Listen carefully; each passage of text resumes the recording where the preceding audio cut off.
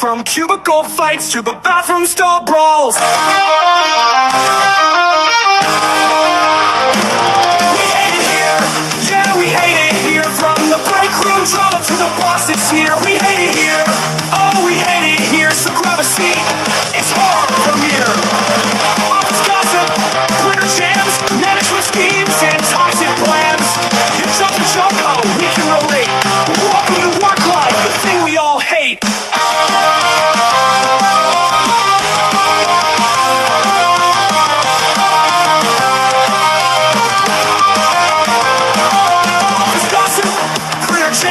Management schemes and toxic plans. Your job's a joke, oh, we can relate. Welcome to work life, the thing we all hate. Erika and Marissa have seen it all. From cubicle fights to the bathroom stall brawls. We hate it here, yeah, we hate it here. From the break room drama to the bosses here. We hate it here, oh, we hate it here. So grab a seat, it's horror premiere. Hey everyone, welcome to another Thursday with us here at I Hate It Here. My name is Erika. I'm Marissa. Thank you for hopping on the HotMess Express. All aboard. Welcome to the HotMess Express. Choo choo. All right, Marissa, here we are almost at the end of October, and I am doing everything I can to not eat all the Halloween candy. Same. Same. Especially because it's on sale too. Like, how is the candy already on sale? It's bonkers. Oh, is it? Well, we buy ours at Costco because I am not as bougie as Miss Jen Glenn. We do not give full candy bars. Oh, we do. You started giving out full candy bars? Yes. Dang, we do not. Yeah. Because we get a shit ton of kids up in this neighborhood, and I'm sorry, no. So we just buy like those big old bags at Costco, but like I can seriously go through one of those bags will last me a couple months, but I can seriously sit and go through it. I'm trying not to eat through all the candy. No, fair. We switched over because it was actually better for us because my kids will do the same and I don't notice. So when you have a ton of small little candies, I don't notice that they're gone versus like the packs of like the full size candy bars. Like you'll notice when one's gone. So I did it more for my accountability for me and my kids than anything else, quite frankly.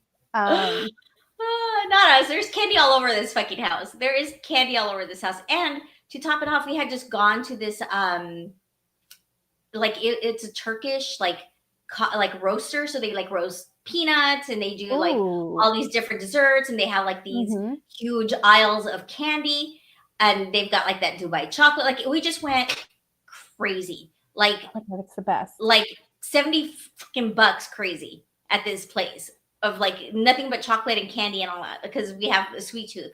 My sister, my nephew, and I. We went through that and now we're hitting up the the chocolate here. So anyhow, Marissa. Yeah. I just saw Chappy in the chat. I don't know if we should start with that or we should do our rant rave. Let's start with that. Right. Yeah, okay, let's start with that and then we'll go from there. With Chappy? Yeah. Or with the Chappy. We're just gonna stop this war. This feud that's happening between us. We've decided to let it go. Why? Because you cannot keep inflicting self-harm on yourself. And to be fair, I was still okay with that. I just want to put it out there. And what I mean by self infliction is that so we talked spec about Chappy last week on our show. Then he clipped us again and played it on his show, right? But he does these capers on his show on Fridays, right? Yeah. Where he does all these sorts of crazy things. So his caper last week was going to McDonald's. He opened a can of beans, poured it over his burger, and ate it. And I was just like, who are you hurting here? Yourself. You're only hurting yourself. So for that, I can't keep seeing this. I guess I'll give in too. I guess. I mean, you eat what you want, Chappy, and we will just don't be putting your beans in our Mexican food. That's all we're saying. I have a cauldron of beans. I think what we're saying is leave the Mexican. We will leave the UK food to the UK people to prepare it and savor it however they want. Leave the Mexican food preparation to the Mexican people. That's okay. That's okay. Like, that is a-okay. I mean, but if you guys want to see him do his caper, he put it up on Instagram, and his handle on Instagram is at Keep Calm Cauliflower Cheese. So he's got a video of himself doing it, and I cannot. So you know what, Chappy? I mean, not only because we adore you, but also we can't watch you hurt yourself anymore. That's also very, very gross. I'm sorry. Like, did you have stomach problems after this? Because I would have been out of commission for a couple of days if I would have done that. Probably did, Marissa. He probably did, but that's it. Feud's over. Yes. We love you, Chappy. Yes. All right. All right, Marissa. Do you want to get into your rant rave? Do you want me to get into mine? Go ahead and get into yours, and then we can get into mine. Okay. So mine's actually a rant. So I'm going to spiral. I'm not going to ick you, which is, maybe this one could fall under the ick. Like, what the fuck with these people, right? Because this is nuts. Let me play it, and then we will get into why we are not doing this in 2025, which will be evident to you guys. But this really got me so fired up. Figuring out how to make it work, and it turned out really awesome. If you haven't figured it out yet, this is the Demogorgon on Stranger Things. Stranger Things has always been a favorite show of ours, and one of our kids just happened to look exactly like one of the characters, so we could not pass up the opportunity to dress up like them. We had some other family friends join us on this one to fill in the missing characters that we didn't have of our own kids. Here in the back, we have my daughter Jennifer dressed up as Nancy Wheeler. My husband on this. Did you catch that, Marissa? That is, I mean, listen. Okay, guys. I love that for them. Did you catch what I saw though? Okay, so they did the Stranger Things, right, theme, which I was like, at first I was like, oh, that's cool as fuck, right? Like they even did the whole what's it called? She just said the name and I already forgot. Yeah. Short-term memory. But so she totally, like, they did the Demogorgon, whatever. Did the whole thing. I was just like, oh, totally watching it. And then it gets to this part. That's what we're not fucking doing in 2025. We are no longer doing this kind of bullshit. That, like, I was flabbergasted and enraged. And I was just like, what the fuck? This is a what the fuck moment, but also as a parent, how do you do this? And you're like, yeah, that's totally fine. Come on. No, we are not doing that in 2025. We no longer do blackface. We no longer do cultural appropriation. We don't do shit like that anymore. I don't like, what rock are these people living under? It was last year. This was from last year, and I'm just like, I was like hoping it was like, well, no, I mean, it doesn't matter how long ago it was. It's still not right. I mean, because I was gonna say, I was hoping it was like the start of Stranger Things, right? But that was still like, it still wasn't appropriate then. And every year, oh, let me pull it up. I didn't even notice the other kid. Dude, I was so focused. I was so focused on him. Yeah. Look. I mean, fair.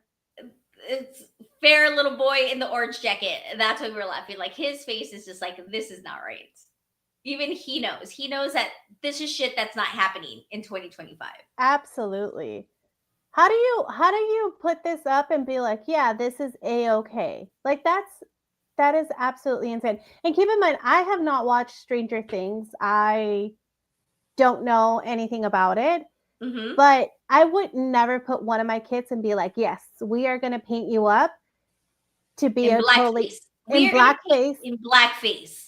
I wouldn't do it in blackface or whiteface or any type. Like, I wouldn't, unless it's like like a face paint that's matching. It's like a ghost or, there's people that do really nice costume face paintings and stuff like that, especially for like the Day of the Dead and something like that.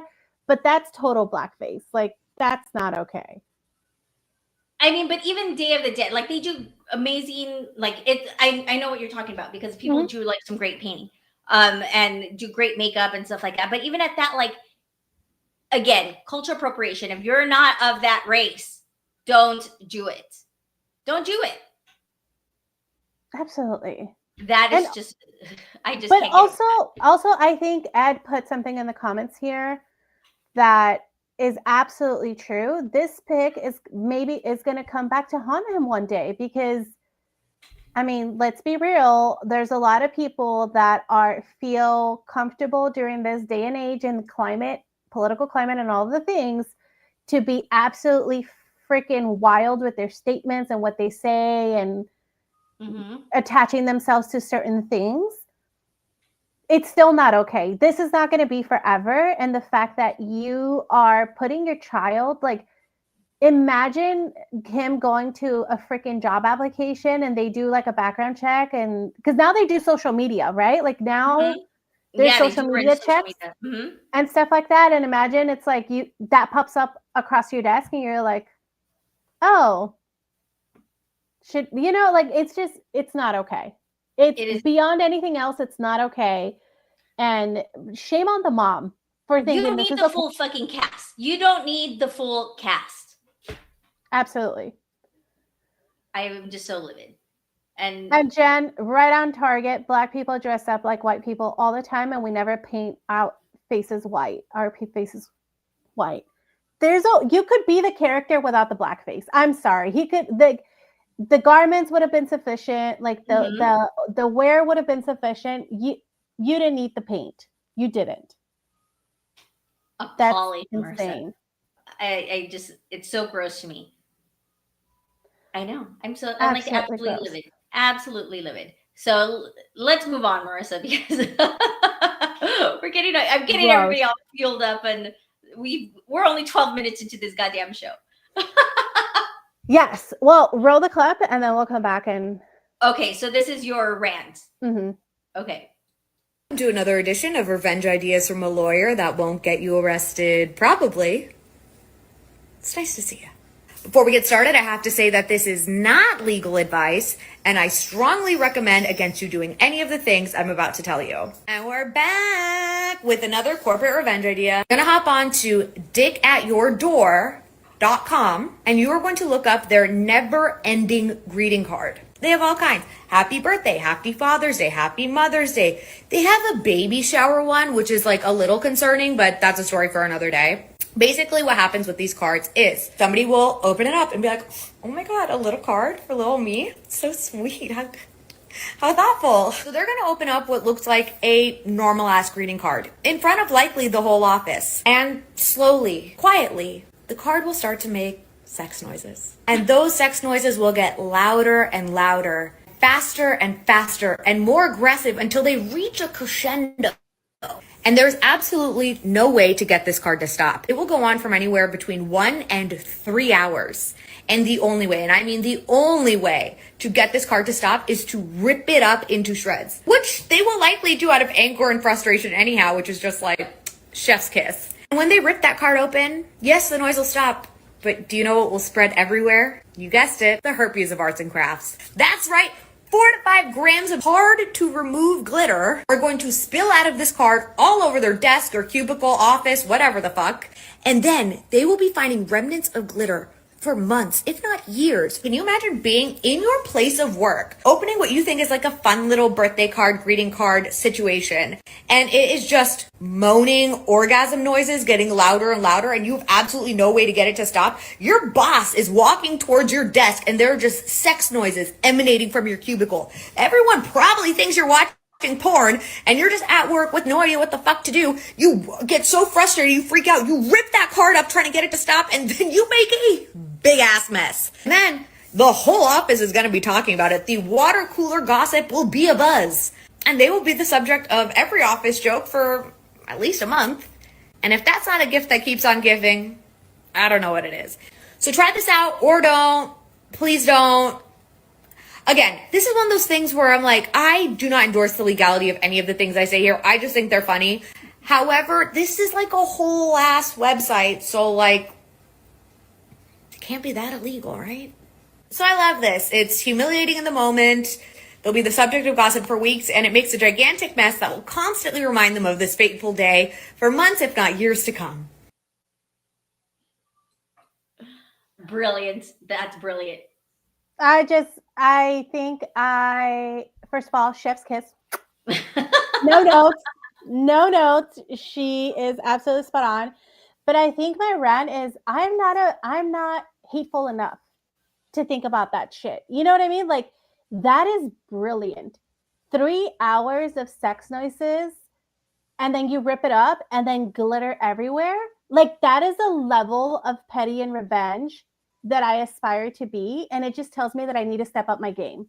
I think I know. I absolutely feel like a total amateur with these ideas that she gives out. And I think that Kaleo, we need to send this to Kaleo, who was with us last week, and we didn't thank him in the start of the show because we don't ever pay attention to our show notes.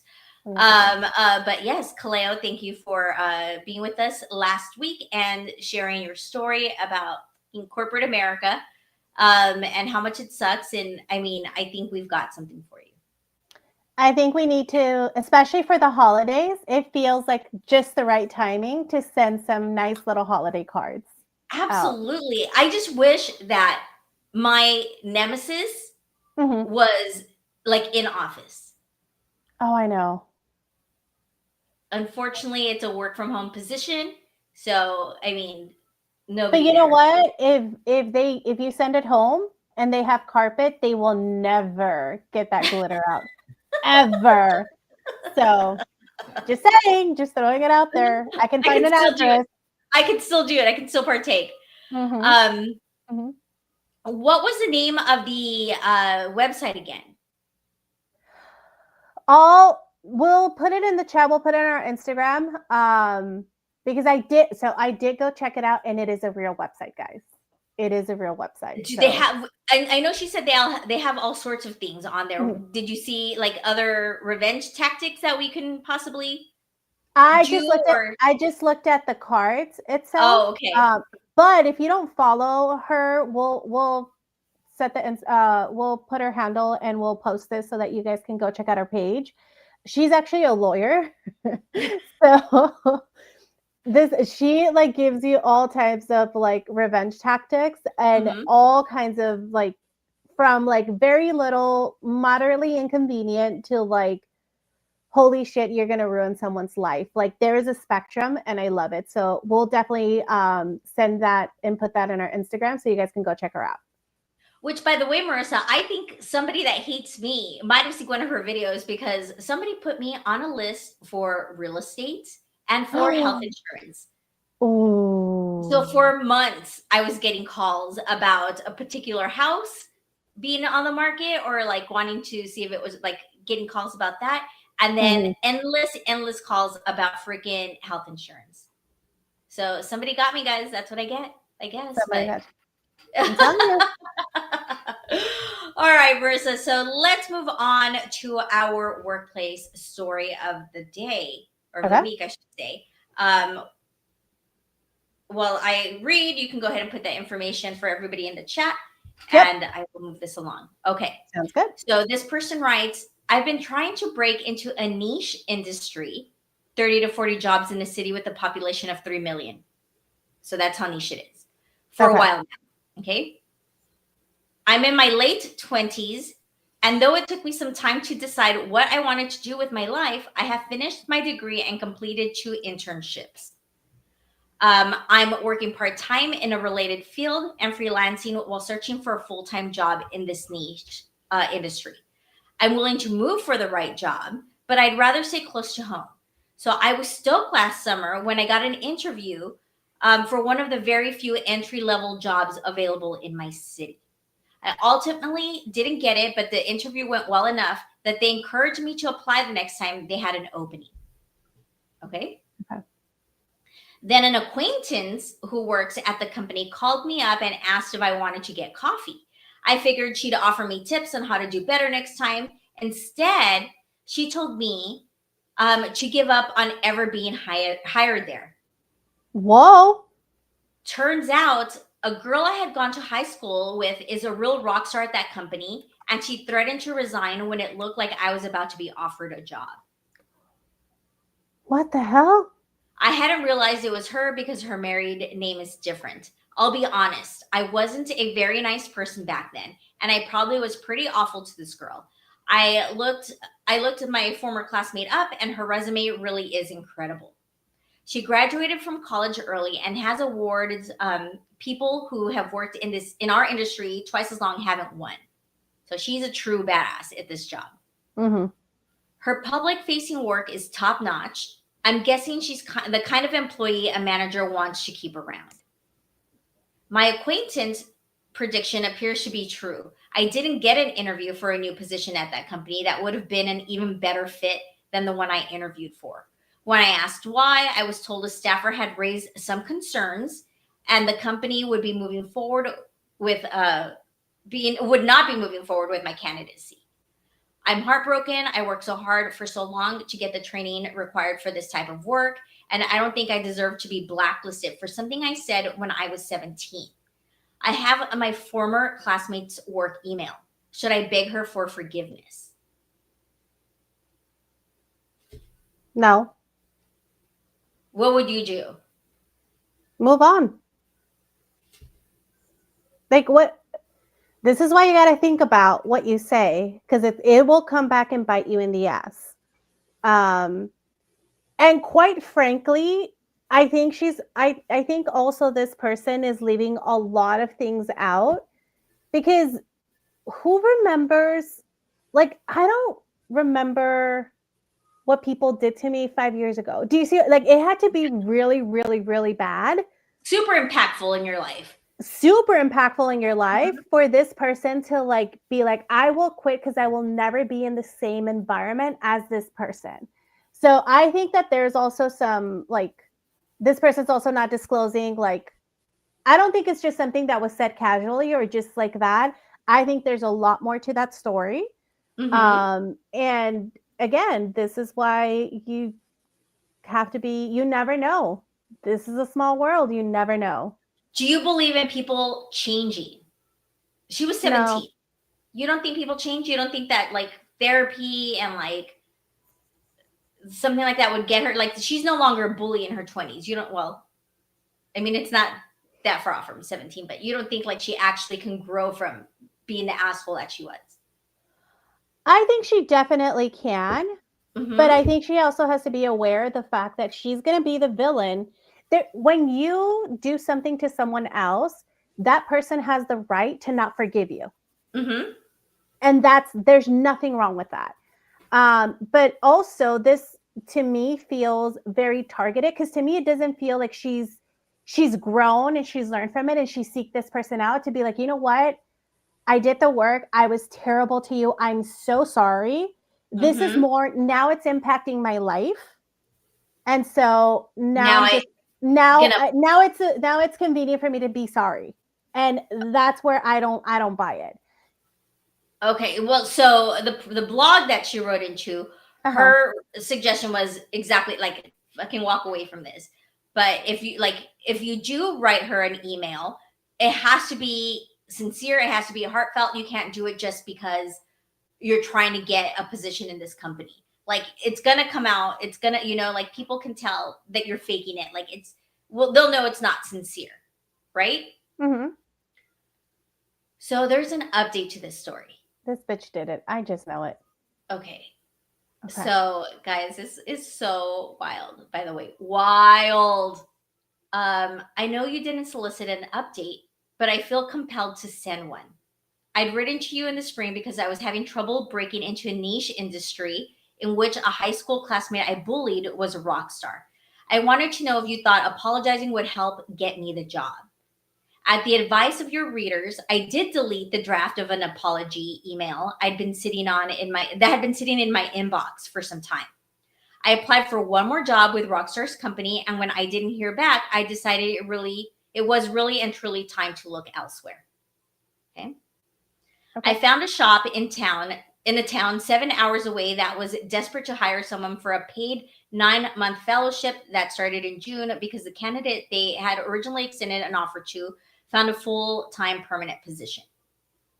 Okay. I said goodbye to my boyfriend, packed up my car, 2 cats, and drove to a town I had never been to. And I hated it. Not the work. I actually loved the work, but the town sucked. Being away from my boyfriend and my family sucked. Not being able to make friends sucked. Everyone else my age was already married with kids, blah, blah, blah. I called my boyfriend every night crying. He was supposed to come visit over Labor Day, but canceled at the last minute because he had to work. Okay. Seeing how bummed I was, a coworker offered to swap shifts with me so I could make the trip home for the long weekend. I hopped into my car after work on Friday and drove all evening, arriving at the place I'd been sharing with my boyfriend before I moved a little after 1 a.m. Well, you probably know where this is going. He was cheating on me. I was devastated. I spent the rest of the night sobbing on my sister's couch and drove back to where I was working the next morning. Except I couldn't make myself get out of bed on Tuesday or Wednesday or Thursday. I was fired after my 3rd no-call, no-show. Like, ma'am. I still don't feel sorry for you. I'm sorry. Like, ma'am, I know, like, it's devastating. You're in your 20s, but you're also in your 20s. Like, get it together. Get your life together. You don't do no call, no show for work. Call out sick, make some fucking excuse up if you seriously can't get out of bed. But to just be crying in bed because you're heartbroken, get the fuck out of here. Be a grown up. So anyhow, I tried to get the part-time job I had before moving for the fellowship back. They said, come back anytime. But they'd found someone who was faster and more efficient than I had been. Unable to afford a place on my own, I had to move back with my parents. Not sure what else to do. I sent another desperate application to Rockstar's shop in an effort to cheer me up. My sister and my friends took me out for a nice dinner for my birthday at the end of September. This is where it goes from bad to worse. Oh, God. I know. I drank too much wine at dinner and got pretty weepy. I excused myself from the table to try to put myself together, and I ran into Rockstar and her husband celebrating their anniversary on the way to the bathroom. I ended up yelling / crying at her, telling her that she ruined my life. I was asked to leave and told I wasn't welcome back. I'm embarrassed for her. That was Saturday night. I spent Sunday hungover in bed trying to figure out how to clean up the mess I made. On Monday morning, Rockstar's manager, the one hiring for the job I applied for, emailed me to let me know I'd been removed from the candidate pool. She advised me that I would not be considered for any future positions at their shop or any other in the network. That afternoon, without mentioning me or what happened at the restaurant over the weekend, Rockstar tweeted a long thread about how she'd been bullied in high school. And she wishes teenagers would realize that high school ends and it does get better. She also tweeted out links to a local mental health resources. Oh, dang. And the National Suicide Hotline that were retweeted many, many times. So just to recap, no job, no boyfriend, no money, no hope of ever breaking into the industry I spent 5 years preparing to enter. It's hard not to feel like some of this is Rockstar's fault, especially given how she rubbed salt in my wound after my whole world was crashing down. And this is why you're in the position that you're in, because you take zero accountability for the shit that you do, ma'am. You did zero accountability. You did this. You didn't find it when you were making this girl's life miserable, you never acknowledged it. After you got out of high school, you never acknowledged it until it affected you. So, and you didn't do things right. Shit happens, life happens. It is what it is. But this is not Rockstar's fault. This is your fault because of the decisions that you made and the actions that you took. Stop blaming everybody else. Made after you got out of high school. Like, lady, get it together. Like, you are a grown-up now. You're an adult. This is unacceptable. All of it was unacceptable. From no call, no showing at the new place. Who does that? Who does that? You know what you do? You kill off some family members that have already been dead. They don't know that. Like my uncle on my dad's side, twice removed, gotta go to a funeral. My bad. You get it together, but you don't just not show up. Like for a breakup, get out of here. Get out of here. And for a job that was so hard to get to begin with because it's such a quote unquote niche industry. You know what I mean? Like, no, the fuck not. Also, like her, with like I'm not saying that like the boyfriend was right by any means to cheat on her, right? But like, I'm sure he doesn't want to hear her crying to him every day about what was happening. Like, unfortunately, she put herself in that situation. That's why she had to move to another town to get this job. Right. You know, so I'm not saying he's right, but I'm saying he's probably tired of her shit too. And then to approach this lady when she's drunk and tell her that you ruined my life. That's insane. Girl, she really does need mental health. Like she needs to go talk to a therapist. Absolutely. She should have done this therapy years ago. 100%. But again, also like you made the decision to move to this town. And again, there's zero accountability on her end. Why couldn't you make other friends? Why couldn't you establish yourself in a new place? Yeah, it's hard. But again, the common denominator here is you. People don't want to be around you, boo. Like that is the common denominator on all of this. People don't want to be around you because, I mean, everybody here has started a new job somewhere, a new place. You and I moved across the state and had to start over. And it's hard, yes, but you figure it out. Establish yourself. Yeah. I mean, I packed up and moved to Vegas and was there for 15 years. You learn to become part of the community. Yeah, granted, not everybody within your age group or at your job is going to have the same likings, but you look for other people. Don't tell me that this whole town, you couldn't find people with common interests. That's bullshit. Exactly. You know what I mean? So instead, you played the victim again, right? Because she was a victim for not getting the job in her home city or her hometown, I should say, because of this girl, because of what she did to this girl when she was in high school, right? And then, so now making herself the victim in this new town, crying to her boyfriend and her family about it, gets fired, goes back to town, gets drunk, playing the victim, like, poor woe is me, all this is happening to me, even though it's all self-inflicted. Yep. And then unleashes on Rockstar. But also, like, the audacity to, like, keep applying. Girl, they don't want you. They told you they don't want.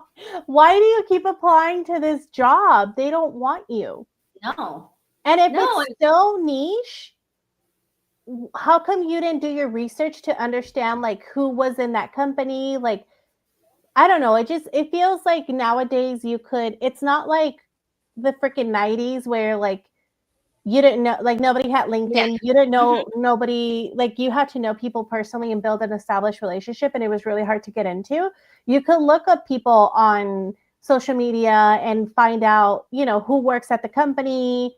Do you have someone in common? All of the things. So if it's so niche and it's so hard to get into, wouldn't she have done her research? Obviously not, Marissa. Obviously not. So there you go. That's the story. And I love that people are agreeing with us in the chat. Absolutely.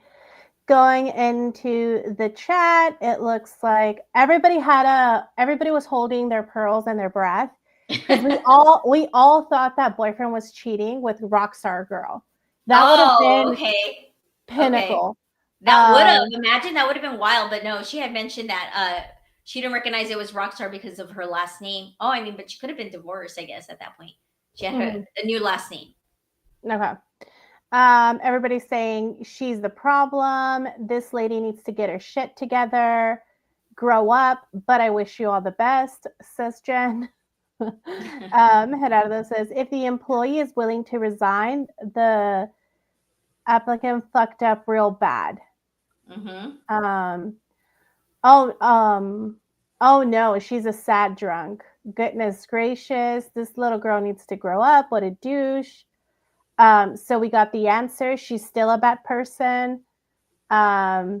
Dimitri with a suggestion. She better start hoeing to get that money. Open an OnlyFans, girl. Listen, you do what you got to do to pay these bills in this economy, okay? So much drama.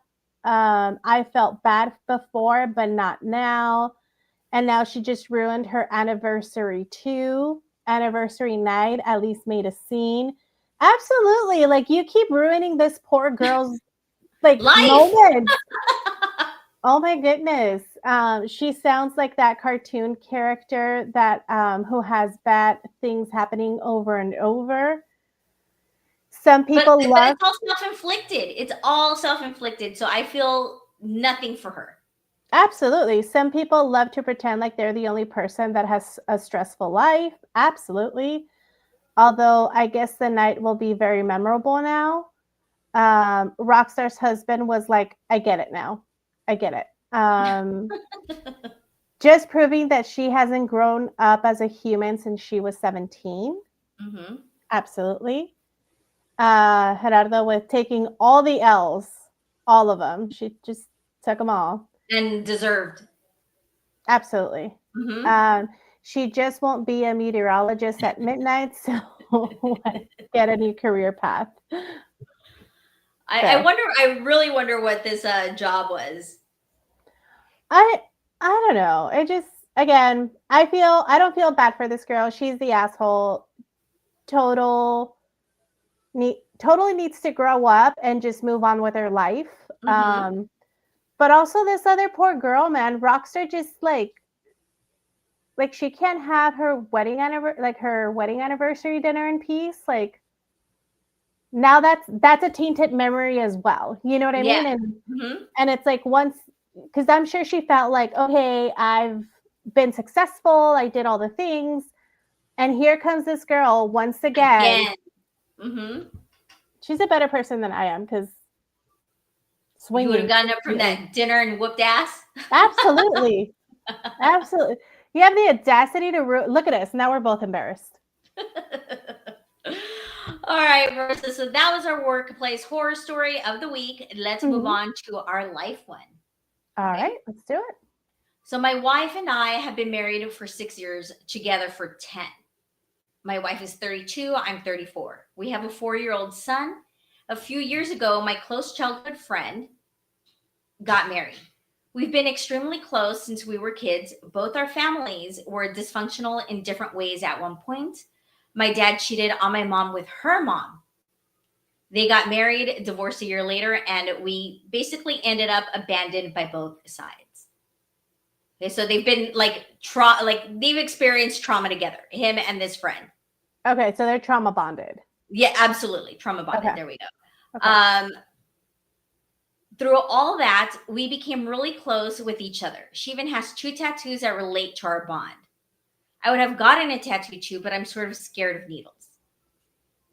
My wife was actually close to my friend Chu. I never showed signs of being insecure about our friendship until postpartum hit. Her emotions were all over the place, and she became extremely insecure about my relationship with my friend.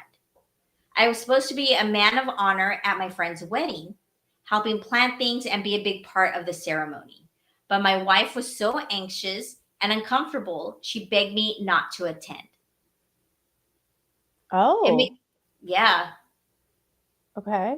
It made me really sad, but I chose my wife. I told my friends I couldn't go. I told my friend I couldn't go, and I told her why.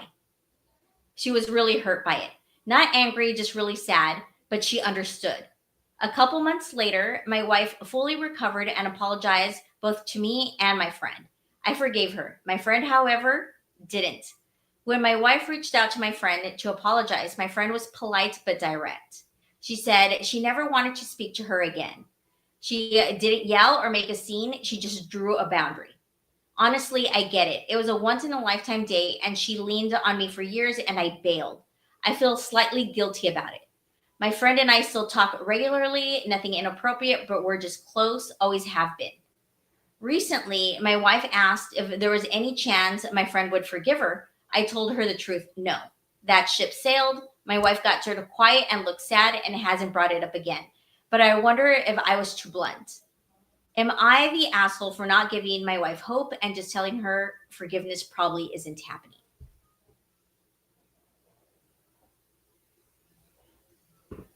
I have mixed emotions on this. I don't think he's the asshole because he knows his friend and he knows like she's just not, no matter, there's no point in going around this because she's just not going to change her mind. I don't think there's anything wrong from him being direct. I think that it's just a little, I don't know, it feels a little disjointed because if that's like your best friend, I get that that's your wife, but also wouldn't you want to support them and talk it through? Also, why did you tell your friend this? Bingo. Why? Bingo. Why not have your wife's back and just be like, you know what, with the baby and the things, I'm happy to attend the wedding. I just can't be part of it and be in all of the things. But like you threw your wife under the bus to be the bad guy. And now you're like, oh, well, you know, that's what's rubbing me the wrong way. That's what got me. That was exactly what, when I read this story, I was like, you know what, sir? First of all, okay, why did she, like, if there were years of like you guys being friends and everybody was friendly, I'm gonna say getting tattoos about their bond a little weird. Like, I'm sorry. Very weird. I'm never getting a tattoo for you, Marissa. Just never, no. Girl, I got you. I love you, but no. No, we're not doing that. So a little weird, yeah. But if she was able to look past that and was like good with them being friends, but all of a sudden, the baby's 4 now, mind you. Right? Yeah. Like, so postpartum, like, I mean, I know it takes years. Like, it's not an instant, like, you just don't come out of it. Like, you need, like, it's a lot of work that goes into it.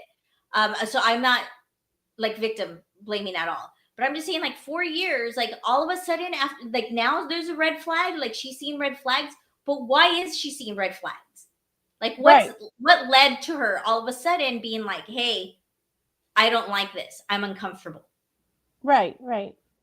And then him turning around and fucking telling the friend exactly why. Oh, my wife is very insecure about it. You don't do that. You don't throw your wife under the bus, especially if she is postpartum, because she's not in her right mental state.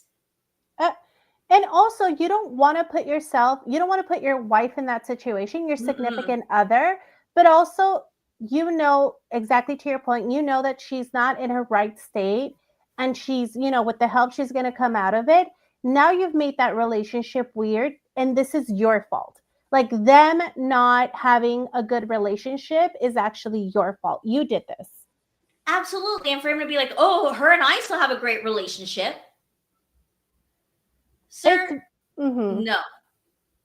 It's very, very funky. I feel like there's a lot of details missing here. Quite frankly. I think so too. Putting myself in that perspective, though, when you have small children, it'll test you because, you know, there's a lot of things that happen and things that don't bother you before bother you now, right? And I went through that, especially after I had my second one. Like, things that I'd be like, well, not a problem. Like now I'm like, why are you on the phone when I'm trying to like I'm freaking wrestling a pterodactyl over here that won't get into the pajamas. You know what I mean? Like Yeah. there's small things that will push you over the edge. But again, he shift the blame to someone else. And I think that's so wrong. And I feel like to sit down and be like, oh, well, that ship sailed. Like, and now after all of it, it's like, oh, I'm the asshole. And I feel bad. Think about this too. He said, I feel bad that I wasn't there for my friend. He never once said, I feel bad that I put my wife in this situation. Exactly that. Never said, never took the wife's side in all of this. Didn't say like, okay, well, now that we are no longer friends, like, I'm sorry, like my wife is uncomfortable, I'm gonna have to step back. Instead was like, oh yeah, she's uncomfortable, but yeah, you and I can still talk, like I don't care, like I'm fine with it. And to like rub it in the wife's face that he's still friends with this woman after she like said, after she put her boundaries and said she was uncomfortable. But he's siding with the friend's boundaries of her saying, right. I don't want to talk to you ever again. Right. Sir, no. You are the asshole, not for telling your wife, but for putting her in that situation. So yes, you are the asshole, but not for telling her that your friend will never forgive her. You're the asshole for creating this mess. You're the asshole for continually not choosing your wife. Absolutely. And also wife, like that's I don't know. Would you be able to get over someone who has it's not even, it'd be different if it's like, oh, we got matching tattoos as friends to like commemorate our friendship. One person has the tattoo. This is not even like two. Not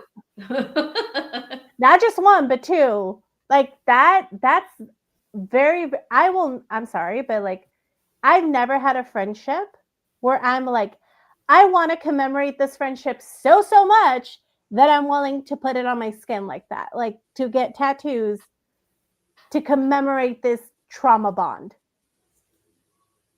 That's a little weird. That I thought was weird, but if the wife was able to overlook it and they hung out and everything was fine and she was okay with it, but like I'm telling you, something happened that raised that red flag. And the fact that he fucking dismissed her and continued to like, oh, I'm still gonna, until she finally put her foot down and was like, no, this cannot happen. You cannot be her mate, or what would he say, groom of honor or whatever. Yeah. Man of honor or whatever bullshit he was gonna do. I mean, he was gonna plan her bachelorette party and her bridal party and stuff like that. Like, no, sir. And that's what I was gonna say. Like, how would that work? Like, are you gonna go dress shopping with the girls? Like, not that there's anything wrong with that, but like, you're going to plan the party. You're going to be involved. You're like, that is a very weird dynamic. Like, the level of commitment that he would have given to that, is he giving that to, is he helping the wife plan the child's birthday parties? Is he planning big elaborate things like this for her, like his wife on her birthday and their anniversary? I doubt it, Marissa. I fucking doubt it. Yep. Adam, spot on. I know, Adam. Thank God.